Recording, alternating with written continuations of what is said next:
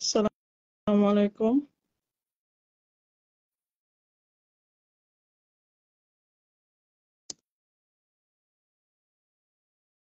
Suaranya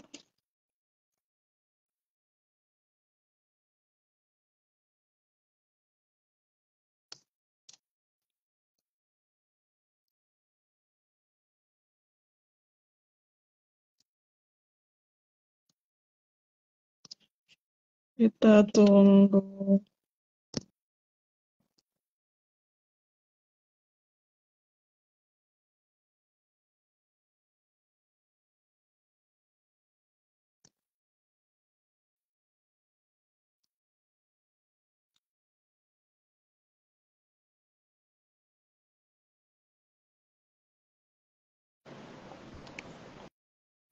Assalamualaikum warahmatullahi wabarakatuh. Nggak ada suara ya? Bingung.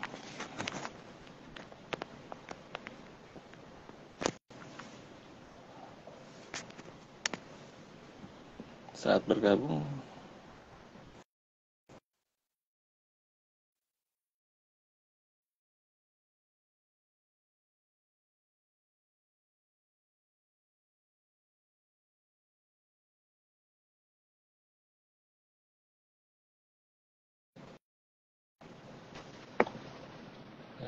Assalamualaikum warahmatullahi wabarakatuh.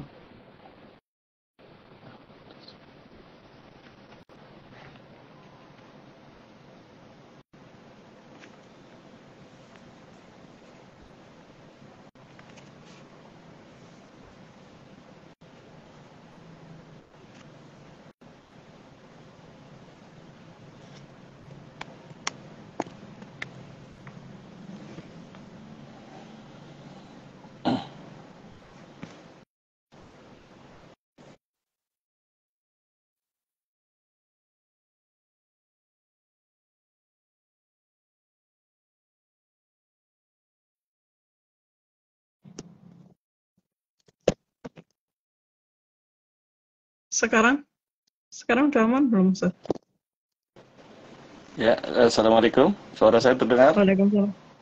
Dengar. Suara saya sudah dengar, Ustaz. Alhamdulillah sudah jelas ya. Alhamdulillah. Saya beli nafda. Tafadhali. Bismillahirrahmanirrahim. Assalamualaikum warahmatullahi wabarakatuh. Waalaikumsalam warahmatullahi wabarakatuh.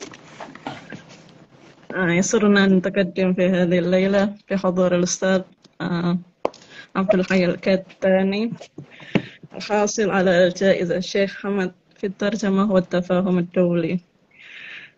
Mungkin kita awal perkenalan dulu, Ustaz. Jadi tentang background-nya Ustaz Abdul Hayy dan gimana sampai akhirnya bisa mendapat jaizah Syekh Hamad fi Tarjamah. Baik. Terima kasih. A'udzubillahi minasyaitonir rajim. Bismillahirrahmanirrahim. Assalamualaikum warahmatullahi wabarakatuh. Waalaikumsalam. Alhamdulillahirabbil alamin wassalatu wassalamu ala asyrofil anbiya'i wal mursalin sayyidina Muhammadin wa ala alihi washabihi ajmain amma ba'd. Terima kasih saya ucapkan kepada Kedutaan Besar Republik Indonesia di Doha yang memberikan perhatian terhadap bahasa kontribusi bahasa Arab dan hubungan bahasa Arab dengan Indonesia melalui terjemah dan kemudian atas award yang diberikan oleh Hamad for Translation itu, Hamad Award kepada saya. Semoga ini makin berkembang ya, makin tumbuh dan menjadi pendorong bagi generasi berikutnya untuk menyambung kesempatan ini. Sebelum kita lebih jauh berbicara, saya kenalkan diri saya. Saya bernama Abdul Hayy Al-Katani. Nama saya ini ada bau-bau Maroko, tapi orang Bekasi ya. Ini menunjukkan orang Indonesia senang ya dengan nama-nama Arab, ulama-ulama Arab, sampai saya yang orang Bekasi diberi nama dengan nama ulama Maroko. Dan kelebihannya kemarin ketika di Doha, banyak orang Maroko yang terlibat di dalam kepanitiaan, maka saya dianggap sebagai orang Maroko. Jadi jadi mereka yang mengejar-ngejar gitu kan, pengen tahu gitu. Nah, alhamdulillah. Dan saya belajar di Bekasi, kemudian di Pesantren Taqwa, kemudian melanjutkan ke Kairo dari S1 sampai S3. Dan selama di Kairo itulah saya banyak menyelesaikan terjemahan. Ya, terima kasih. Terima kasih Ustaz. Jadi sebenarnya awal mula Ustaz Abdul Hayy mengenal Jaizah Syekh Ahmad fi Tarjamah ini bagaimana sampai bisa meraih award, achievement award itu di Ahmad Translation Awards. Ya, ini sebetulnya dapat dikatakan sebagai ya anugerah dari Allah Subhanahu wa taala karena pada suatu hari saya dihubungi oleh seorang dari Aceh ya, yang dia mengaku lulusan Kairo dan dia dihubungi oleh dokter dari Bangladesh yang mengajar di Qatar dan dia dokter itu diminta oleh panitia Hamad Award itu untuk mencari orang Indonesia. Jadi mereka yang mencari-cari ya. Cari-cari dan ketemu anak ini namanya Ustadz yang Aulia apa itu namanya itu kemarin dari Aceh ya. Kemudian dia akhirnya kontak ke saya menceritakan tentang ada Ahmad Award ini ya, dan mereka sedang membuka jaizah untuk tahun ini, tahun kemarin itu untuk Indonesia dan mereka belum dapat data gitu, maka sedang mengumpulkan data dan alhamdulillah sampai ke saya. Kemudian kami juga mengadakan semacam nadwa secara online, maka saya pinta beberapa orang untuk ikut, yaitu Dr. Muhammad Syairozi, Dekan Fakultas Dirasat Islamiyah wal Arabiyah di UIN, kemudian Ustadz Habibur Rahman Syairozi, beliau novelis yang terkenal, juga Dr. Azman dari Aceh. Tapi ternyata Dr. Azman ada sesuatu keperluan saat itu sehingga tidak bisa. Akhirnya kami yang bertiga melakukan nadwa dengan panitia. Untuk prosesnya sendiri Ustaz, dari awal dihubungi sampai akhirnya mendapat jaizah itu prosesnya apa aja? Ya, prosesnya setelah kami melakukan nadwa, mereka memberitahukan sudah dibuka ya, ada yang pertama adalah konferensi tentang terjemahan yang akan dilaksanakan di awal tahun berikutnya, kalau kemarin itu bulan Januari ya. Kemudian juga ada kesempatan mengajukan karya atau ada yang ditarsyih gitu ya, direkomendasikan untuk mendapatkan dengan beberapa kelompok ya, apakah waktu itu terjemah Arab Inggris, Inggris Arab, kemudian Prancis Arab, Arab Prancis, kemudian Turki yang banyak waktu itu Turki Arab, Arab Turki, dan mereka juga buka peluang atau buka juga kriteria, yaitu penerjemahan dari Arab ke Indonesia, Indonesia ke Arab ya. Ada juga Indonesia ke Vietnam, Vietnam Indonesia, Romania dan seterusnya. Jadi saat itu ada beberapa negara selain yang besar tadi, yaitu Indonesia. Maka saya lihat peluang ini, tapi ada syaratnya. Nah, untuk karya ya, untuk karya terjemah itu kalau tidak salah di dalam batas 3 tahun atau 5 tahun ya. Ada, nanti kita lihat syaratnya itu ya. Kalau saya ingat saya itu 3 tahun. Jadi yang sudah diterbitkan 3 tahun sebelumnya boleh diajukan. Nah, baik dari Indonesia ke Arab atau Arab ke Indonesia. Nanti kita mengirimkan naskah yang sudah diterjemahkan, sudah diterbitkan dengan buku aslinya. Juga dikirim ke panitia. Itu dalam rentang waktu, kalau tidak salah terakhir itu waktu itu Oktober atau bulan apa ya. Nah, itu sekarang udah dibuka nih tahun ini, untuk tahun ini ya. Bisa dilihat di situsnya. Tapi nggak tahu Indonesia apa masih buka atau ada peluang lagi atau apa, bisa dipelajari. Nggak masuk. Nah itu. Tahun ini kalau nggak salah Somalia yang masuk. Oke, jadi Hamad Translation Award ini kan sebenarnya penghargaan yang cukup prestisius ya, langsung diberikan oleh Syekh Tamim mewakili ayahnya, Sahibus Sumu Syekh Hamad bin Khalifa Al-Thani. Buat Ustadz sendiri, bagaimana hal yang paling berkesan yang dialami selama proses mendapatkan jaizah ini, dan pelajaran apa yang bisa didapat selama proses itu? Ya, yang pertama adalah saya sangat mengapresiasi pemerintah Qatar, dan memang sudah seharusnya sebagai negara Arab memberikan perhatian terhadap bahasa Arab dalam segi apapun. Orang yang berkontribusi bagi bahasa Arab. Jadi dalam konferensi itu saya tegaskan bahasa Arab itu adalah bahasa Qur'an Arabian. Kemudian hukman Arabian, yang ketiga lisanan Arabian. Jadi tiga sisi itu semuanya itu akan memberikan impact yang besar kepada orang-orang yang berkaitan dengan bahasa Arab. Karena itu mereka yang terlibat dalam bahasa Arab akan mendapatkan juga pengaruh, kedudukan, kemuliaan yang tinggi. Maka Qatar ini sangat strategis mengambil peluang itu ya. Ada beberapa peluang sudah diambil oleh Dubai misalnya kan, tentang syair, tentang apa. Nah, Qatar ini ngambil tentang ini.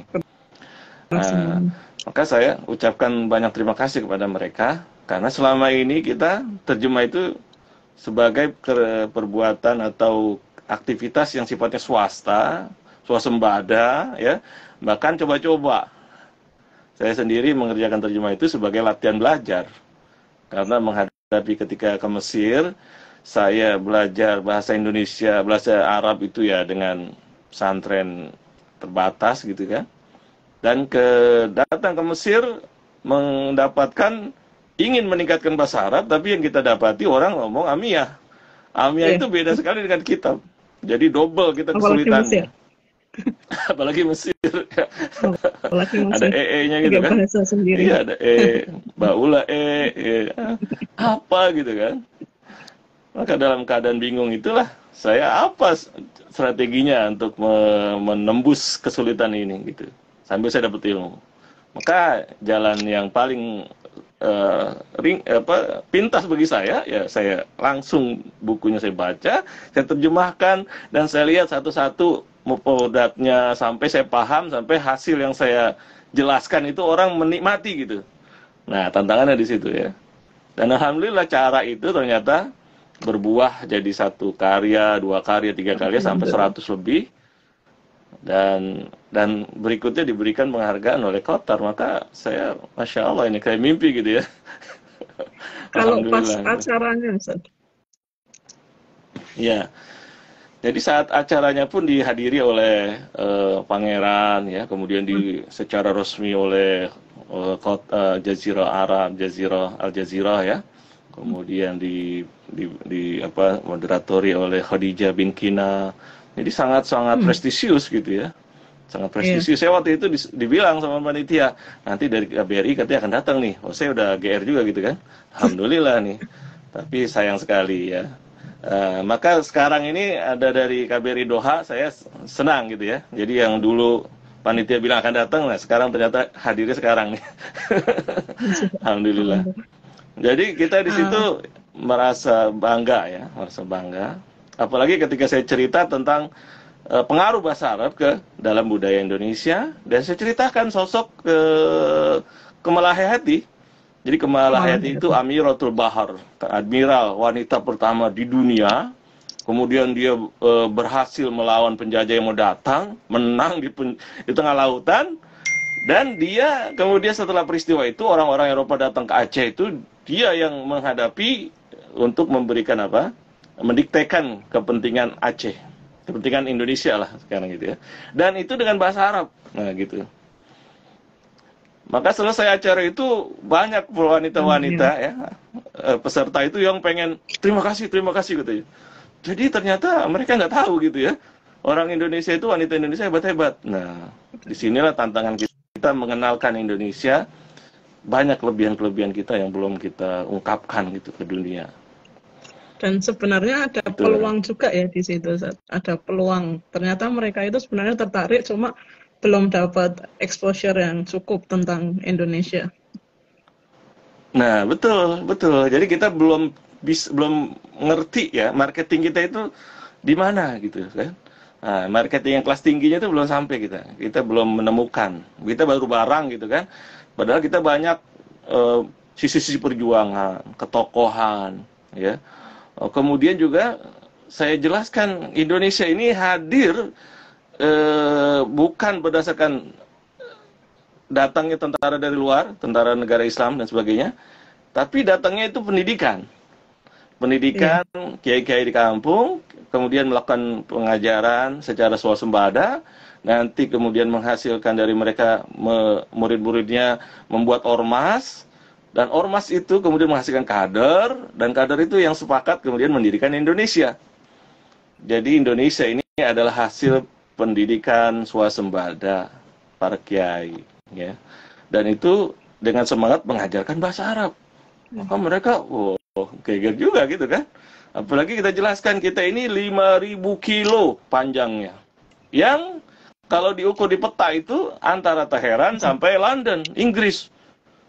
Bayangkan terpisah oleh 17.500 pulau, 750 bahasa, 1.330 suku, tapi bisa bersatu. Apa ini? Dan disitulah ada kesamaan pemikiran yang dihasilkan dari terserapnya bahasa Arab. Jadi kita ada kata-kata kunci yang menyatukan kita. Gitu. Dan itulah yang ada 3.000 lebih, ya, saya ungkapkan 3.000 lebih kata yang terserap dalam bahasa Arab. Dan itu yang nanti menjadi filsafat bernegara Indonesia juga banyak isinya itu ajaran atau konsep-konsep dari bahasa Arab. Dan ini sangat-sangat membuat mereka itu sangat terhenyak gitu. Indonesia ya, wah baru tahu mereka seperti itu. Nah. Tadi kita bahas tentang Kamala Hayati.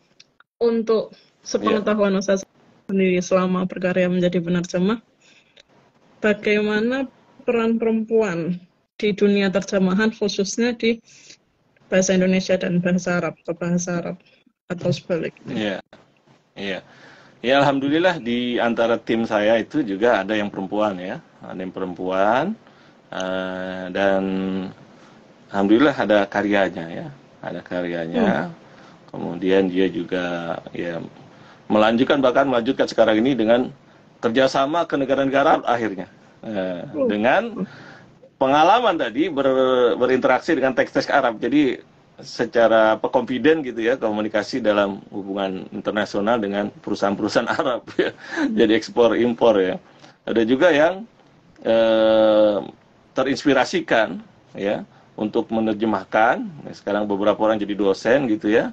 Dan mereka ya dosen-dosen perempuan. Jadi dengan adanya gerakan terjemah itu menginspirasikan mereka untuk secara PD gitu untuk juga terlibat di dalam penerjemahan. Alhamdulillah.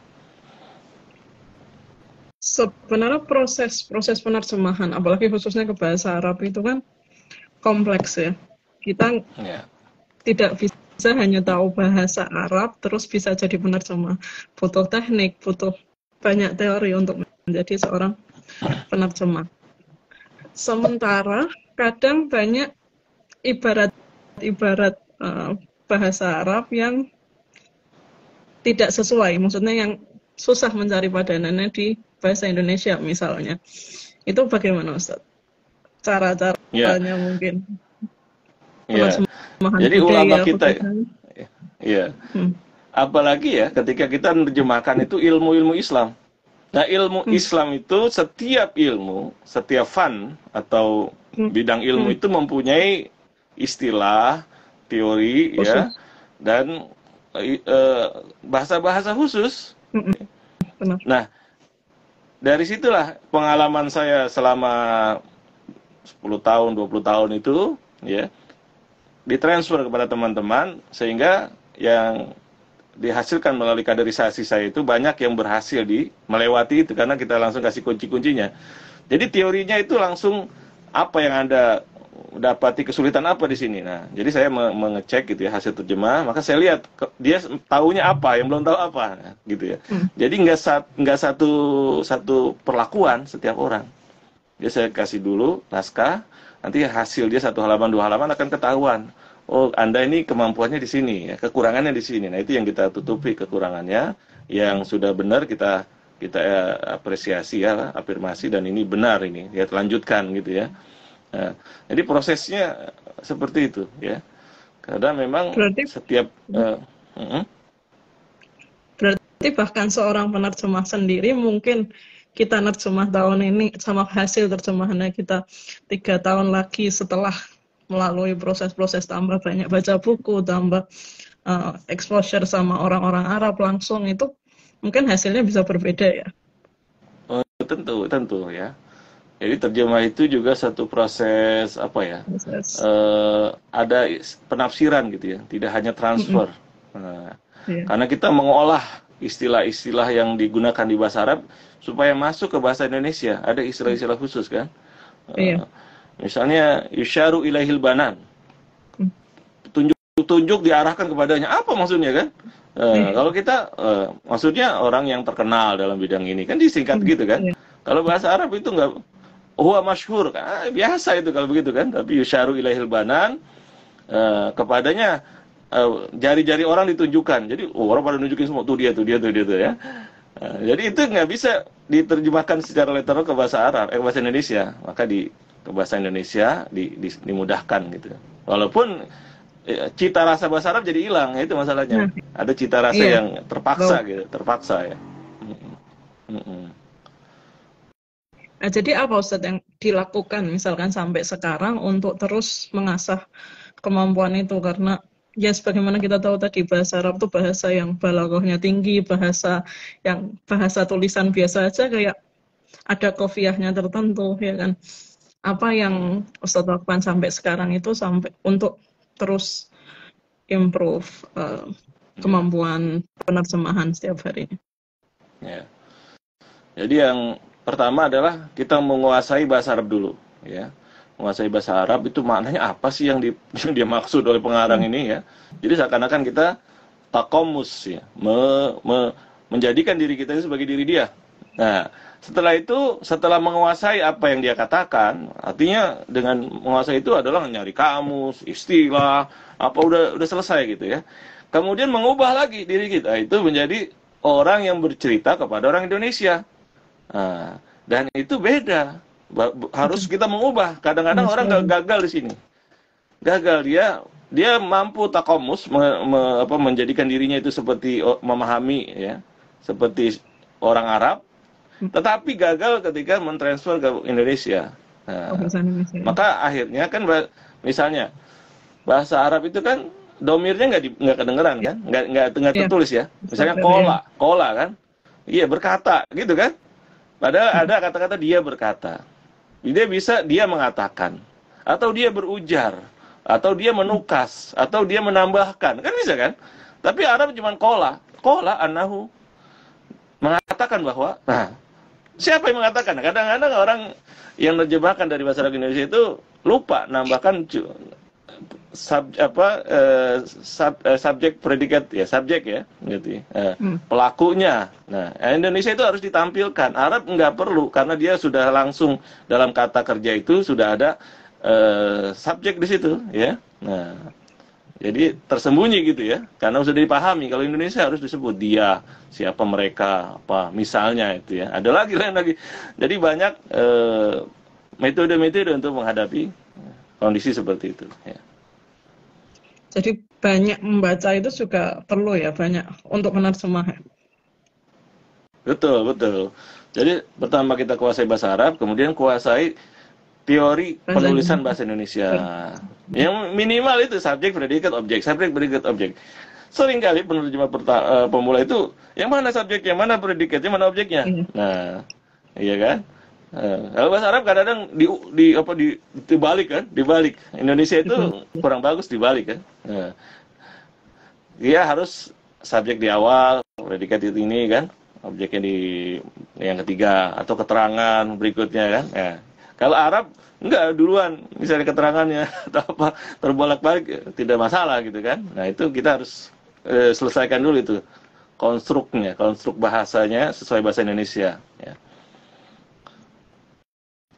untuk mengatasi, misal yang tadi mengatasi ya, bahasa Arab kan bahasanya cukup sastra ya. Nah, kadang kalau diterjemahkan ke bahasa Indonesia ada yang hilang tadi Ustaz bilang kayak dhauk logowinya tuh hilang rasa penerjemahan. Bagaimana juga kalau misal kita menerjemahkan sesuatu yang susah sebenarnya untuk diterjemahkan, puisi. Puisi kadang kan puisinya Arab itu kan terkenal tinggi bahasanya. Iya. Dan kalau kita terjemahkan ke bahasa Indonesia kadang jadi rusak padahal itu sudah rapi wazannya. Itu gimana Ustaz? Pendapatnya Ustaz tentang penerjemahan karya sastra? Iya. Jadi sastra ini memang ya kita waktu Nadwa itu juga mengakui ada kesulitan di situ ya. Rimanya itu kan dia ada. Kalau Terima ya. apa? Ya, kalau kita kofiah ya bahasa Arab itu kofiah, arut kofiah. Ya. Kalau kita rimanya ujung kan.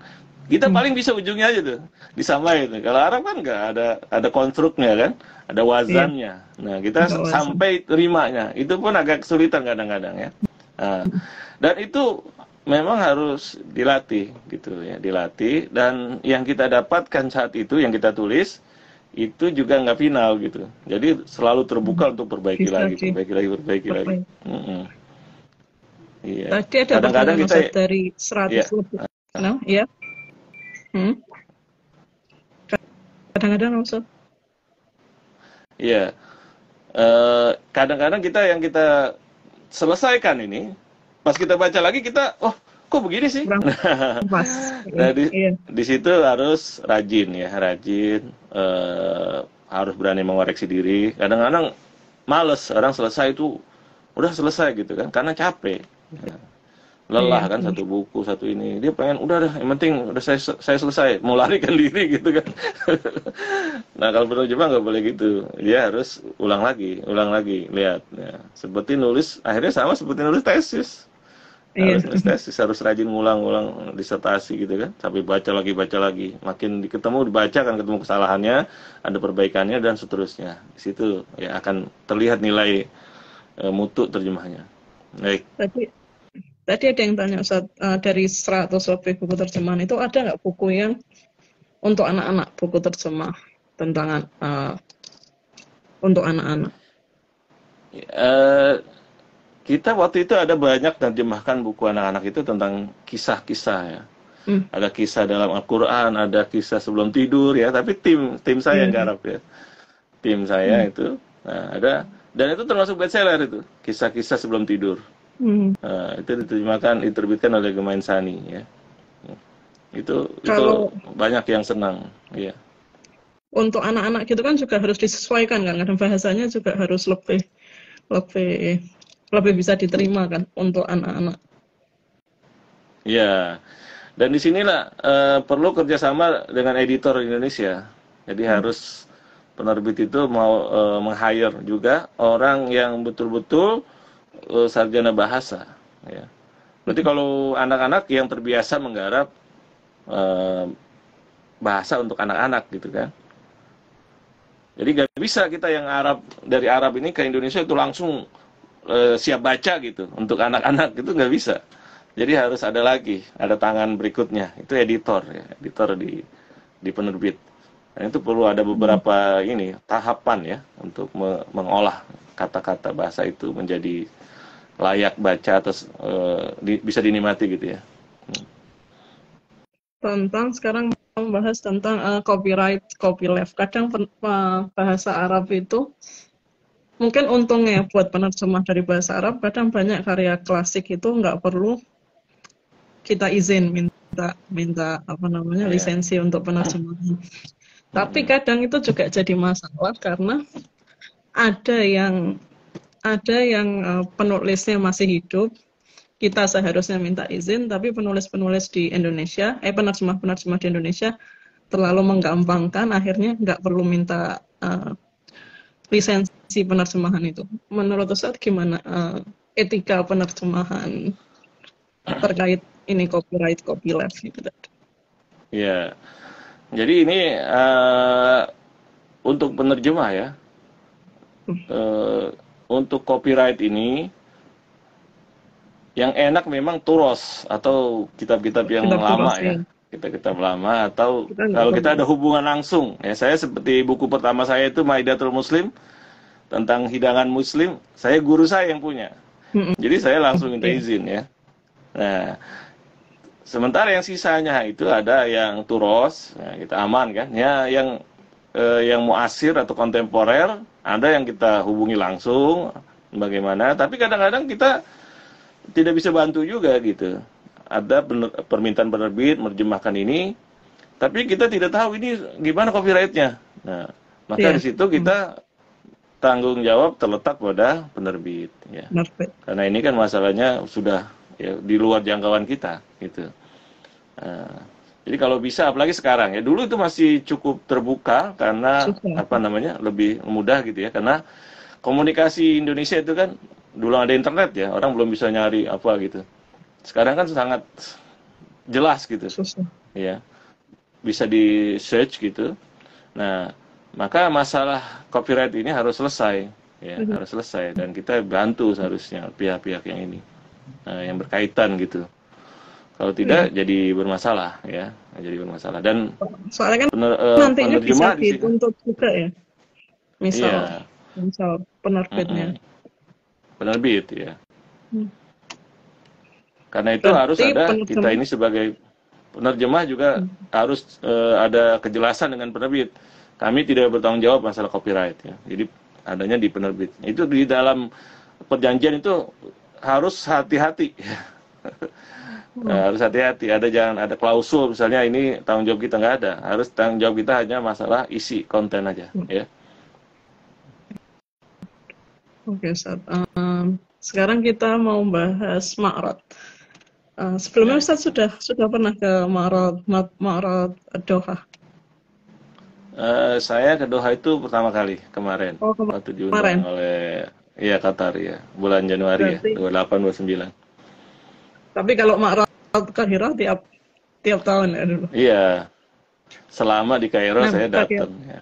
Nah, dan maksudnya Ma'rad seperti itu mungkin sangat berbeda ya dengan kondisi book fair di Indonesia. Kalau kalau book fair kayak kita lihat Ma'rad Al-Qahirah itu kan kayak penulisnya langsung hadir di situ. Kadang penulisnya ngasih hmm, kita bisa langsung konsultasi dengan penulis karya itu di tempat itu. Gimana peran uh, book fair seperti itu, book fair internasional khususnya yang ada di Arab terhadap literasi di negara tersebut.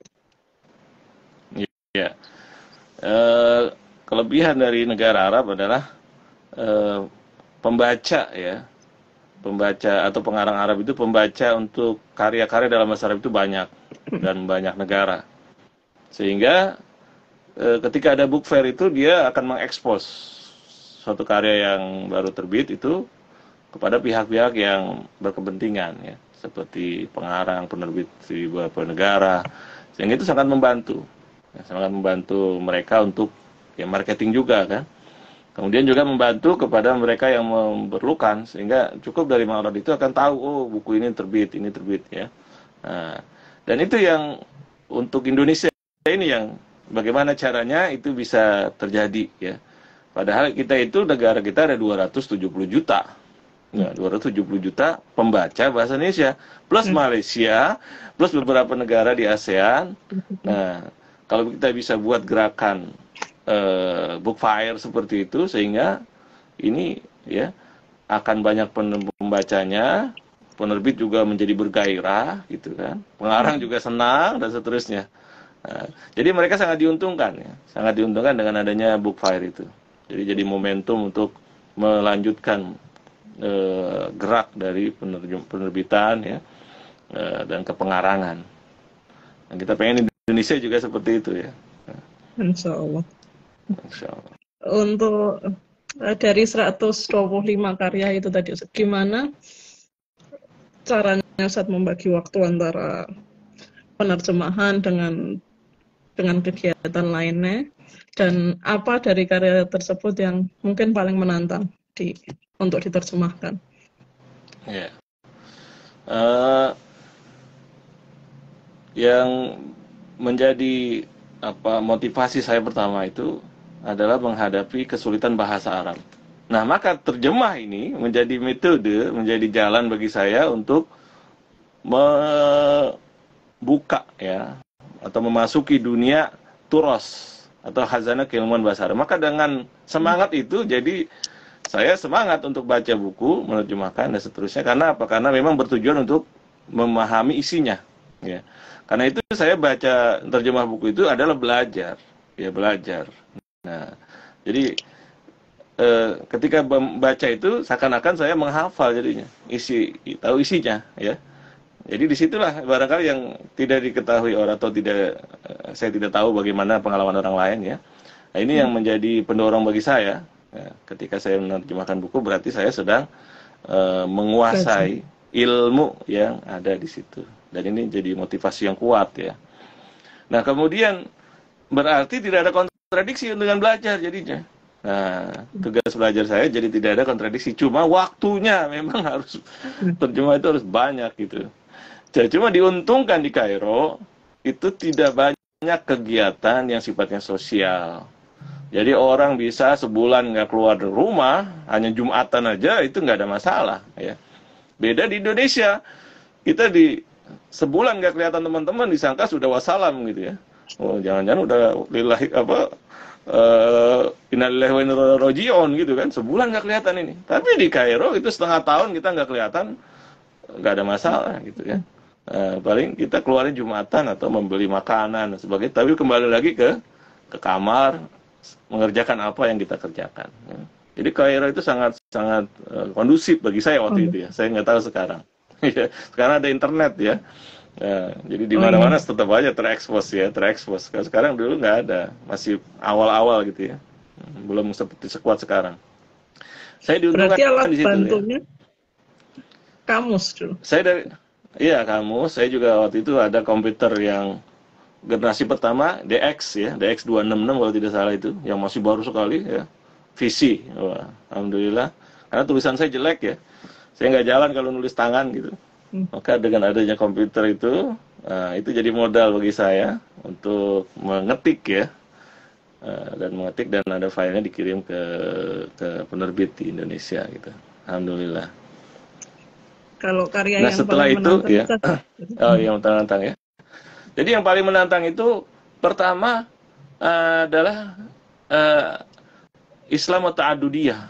Itu pluralisme. Karya Dr. Muhammad Imarah, Islam dan Pluralitas ya. Islam dan Pluralitas kalau tidak salah judulnya itu, diterjemahkan bahasa Indonesia. Itu buku susah gitu kan, isinya sangat-sangat mendalam gitu. Tetapi saya bisa selesaikan dalam waktu sebulan. Saya juga heran juga, kok bisa gini? Baru kali ini buku 3 halaman yang berat selesai sebulan. Itu yang seperti ajaib juga gitu bagi saya tuh. Ya. Tetapi ada sehari buku 10 halaman. Ya 10 halaman. Ya. Ada juga saya kadang satu hari 30 halaman pernah ya, 30 halaman pernah. Tapi nggak setiap saat seperti itu. Ada juga buku yang seakan-akan mudah, tapi sulit. Yaitu apa? Buku Ahkam Sultaniyah, yaitu Imam Al-Mawardi. Wah, saya pikir, ini saya bisa menguasai buku ini, berarti saya menguasai dasar dari politik Islam gitu, teori politik Islam, karena ini buku-buku yang awal-awal dari teori politik Islam. Saya semangat mengerjakan itu. Tetapi anehnya nggak selesai-selesai.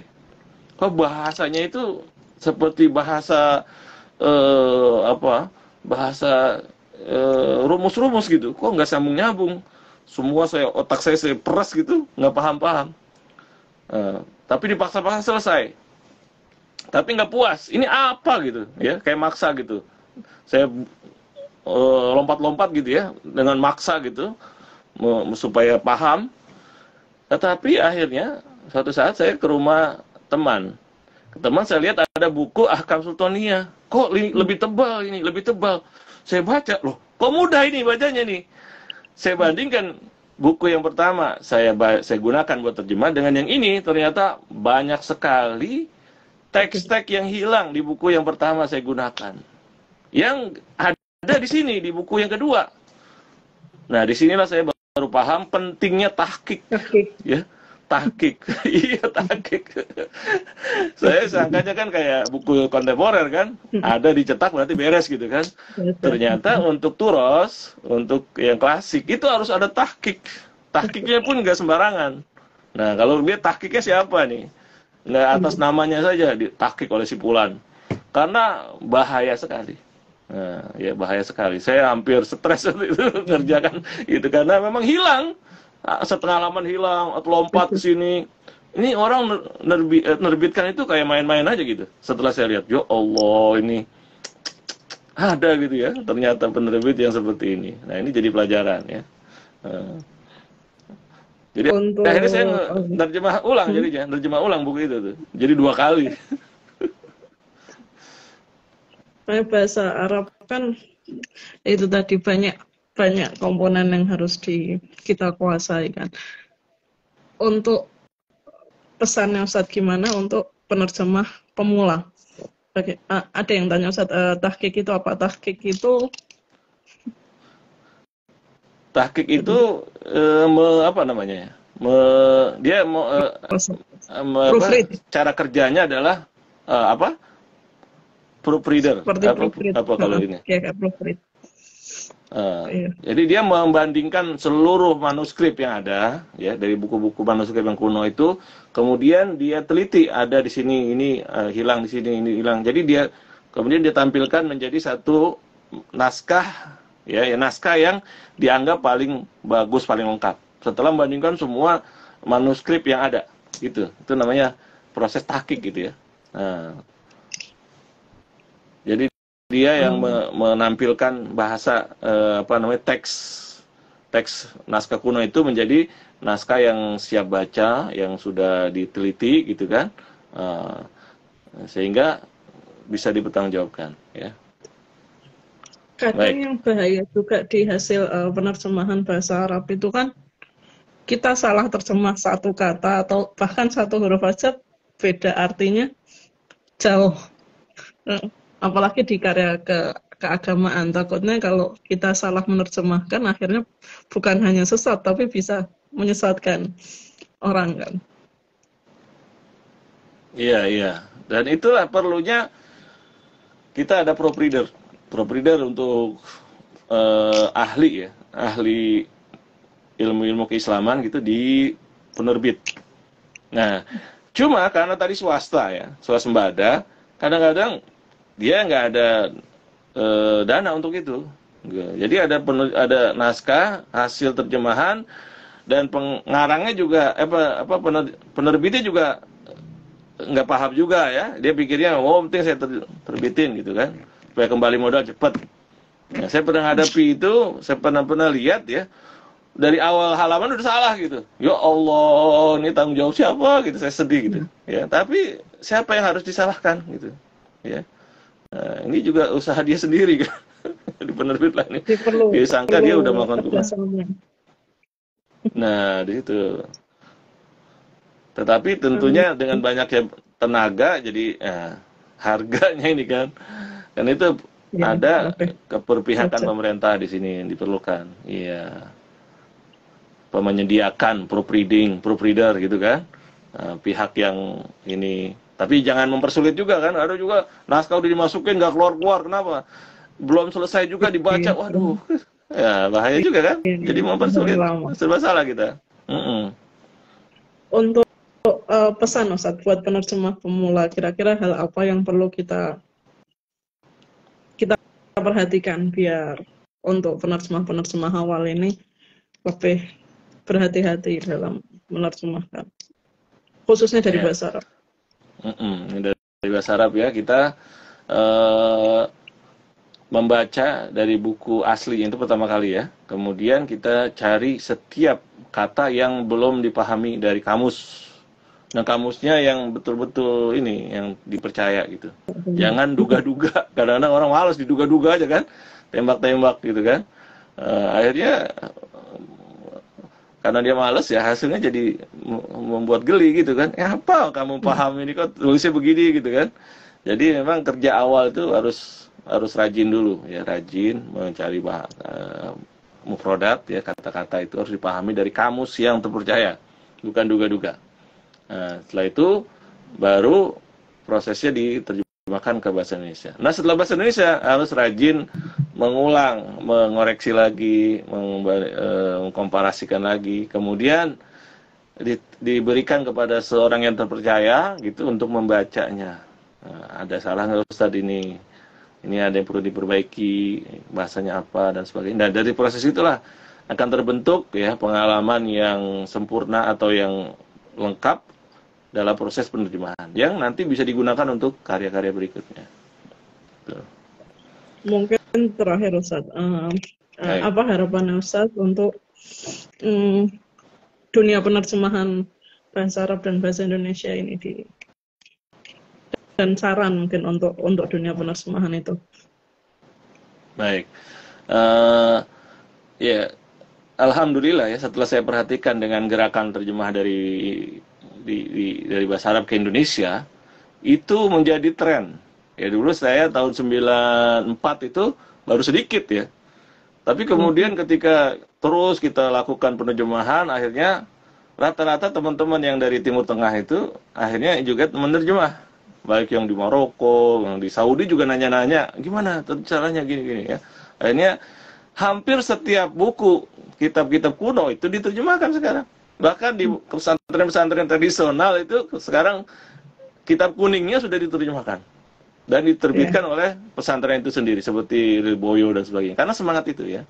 Artinya alhamdulillah ini berhasil proses mempercepat pemahaman kita terhadap buku-buku turos, buku-buku khazanah klasik. Nah sekarang tantangan berikutnya adalah mengenalkan Indonesia keluar, ke Arab. Nah, karena di dalam konferensi kemarin diteliti kehadiran Indonesia secara big data, ya antara hubungannya bahasa Indonesia ke bahasa Arab itu masih sangat kecil dibandingkan Arab, Inggris Arab. Kita 0, sekian persen keberadaan kita itu sama seperti nilainya kayak negara-negara Eropa kecil gitu, Rumania apa gitu ya. Bukan kelasnya kelas Inggris, Turki, Prancis. Nah, jadi ini tantangan buat kita. Padahal banyak kita yang kita bisa marketingkan, kita jual, kita menjadi sarana diplomasi kita. Ya, sejarah kita, sejarah ormas, sejarah wanita tadi yang saya ceritakan banyak yang bisa kita kita tampilkan, dan itu saya sering bilang kita ini mujadid Indonesia, mujadid abad 21 itu adalah Indonesia, yaitu apa? Berupa ormas Islam yang menghasilkan negara Indonesia yang sekarang damai gitu, masing-masing pihak, dan itu tidak ada di negara-negara lain, negara Islam lain. Kita itu tajdidnya itu ada ormas. Di negara lain nggak ada ormas seperti Indonesia, ada Muhammadiyah, NU, PUI yang bisa bersatu dalam MUI. Iya besar. Dan itu kita belum bisa, kita tidak tahu itu marketing ini pesan kami ini ya. Kita punya soft diplomasi. Itu belum kita lihat itu sebagai suatu kekayaan yang bisa kita jual. Nah, barangkali dengan cara kita menerjemahkan, menjelaskan itu sejarah-sejarah kita ini, itu menjadi soft diplomasi, dan itu justru yang lebih impact-nya lebih besar saya pikir ya. Karena itu saya di MUI juga saya minta, saya siap menerjemahkan fatwa-fatwa MUI mana. Nah, sekarang kita lagi proses ya, insya Allah. Mungkin yang lain-lain juga apa gitu ya. Untuk menerjemahkan dari bahasa Indonesia ke Arab itu juga jadi PR kita ya, karena belum banyak ya yang menerjemahkan dari bahasa Indonesia ke bahasa Arab. Ini ada pertanyaan Ustaz. Apakah ada penulis atau tokoh populer Arab modern yang direkomendasikan untuk diterjemahkan? Ya. Mungkin untuk yang mau skripsi di bahasa Arab. Ya. Kalau teori-teori keilmiahan kadang ya, Profesor Syarif Hatim Al-Auni itu banyak melakukan tajdid dalam keilmuan hadis ya, dalam masalah fikih itu bagus dari Saudi. Nah, dulu zaman era saya itu Syekh Yusuf Qardawi, favorit saya itu. Hampir 20 atau berapa, ya Allah yarhamu. 20 atau berapa buku, belasan lah beliau itu saya terjemahkan. Kemudian Syekh Muhammad Ghazali, kemudian Dr. Muhammad Imarah. Itu yang yang buku-buku yang sangat-sangat kita pilih, itu kita tunggu gitu karya mereka. Nah, yang sekarang-kadang itu ada generasi berikutnya ini. Bisa saya Syarif Hatim Al-Auni, Syarif Jum'ah, itu dia banyak menghasilkan apa pemikiran-pemikiran yang bisa menyelesaikan banyak problematika di dunia Islam, insyaallah. Kalau yang mungkin dari yang lebih ringan, maksud yang bukan dari keagamaan, mungkin yang untuk biasanya kalau untuk anak-anak skripsi itu kan teman-teman yang skripsi kan pakai yang dari riwayah atau diwan. Menurut Ustadz yang kira-kira sekarang ini potensial untuk kita terjemahkan ke bahasa Indonesia, karyanya siapa aja? Yang sekarang itu ya ya tinggal kita melihat ini aja ya. Apa namanya, tinggal kita semua ya tokoh-tokoh yang baru-baru itu ya bisa kita hunting ya. Saya tadi tokoh-tokoh yang era saya di sana ya. Sekarang itu saya tahunya itu aja tadi, tokoh-tokoh besar. Yang baru-baru ini siapa? Nah, saya belum bisa rekomendasi juga ya. Jadi hunting. Justru menghunting ya. Orang-orang yang baru, wah ini bagus nih. Ya. Justru hal baru jadinya kan. Kita, oh ini tokoh ini bagus nih. Ya, gitu.